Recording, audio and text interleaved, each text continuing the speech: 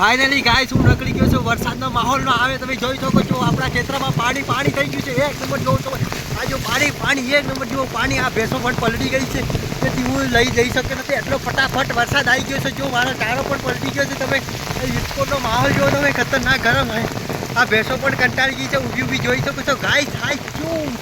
હું પણ પલટી ગયો તો મજા આવી ગઈ છે જો એક નંબર સુપર और अभी तो रुको क्लाइमैक्स अभी बाकी કાળી પરી આપણે વરસાદમાં ગોડા ડાન્સ કરીને બતાવજો જરીક આ પબ્લિક ને क्या बोला तूने